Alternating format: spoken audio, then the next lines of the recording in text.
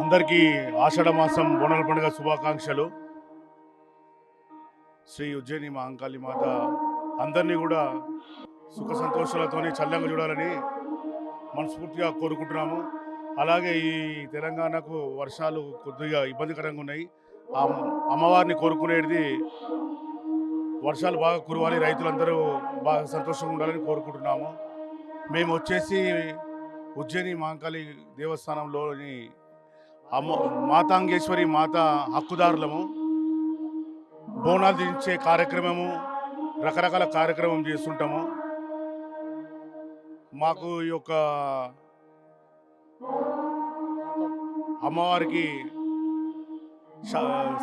మన సనత్ నగర్ శాసనసభ్యులు తలసాని శ్రీనివాస్ యాదవ్ గారు భక్తి శ్రద్ధలతో ఎంతో అనేక కార్యక్రమాలలో అందరూ కూడా క్రమశిక్షణతో ముందుండాలని చెప్పి సూచనలు ఇవ్వడం జరిగింది. అదేవిధంగా అదే మేము పాటిస్తున్నాము. పర్లేదు, బాగానే ఉన్నాయి. ఇది దేవస్థానం కాబట్టి అందరూ కూడా భక్తి శ్రద్ధలతోనే చేస్తున్నారు.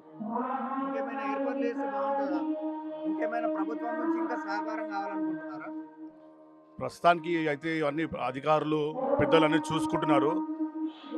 వాళ్ళు దాన్ని కోఆర్డినేషన్ చేసుకుంటూ కూర్చున్నారు. మాకు మాత గుడి ఉన్నది, మా తాతలది. ఇక బోనాలు దించడము అమ్మవారికి సేవలు ముత్తాతల నుంచి చేసుకుంటూ వస్తున్నాము. ఇక మా తాతలు చేసుకుంటూ వస్తున్నాం. అమ్మవారి బోనాలు దించడం కానీ మాకెంతో ఆనందం అనిపిస్తుంది. ప్రభుత్వం ఏర్పాటు చాలా బాగున్నాయి.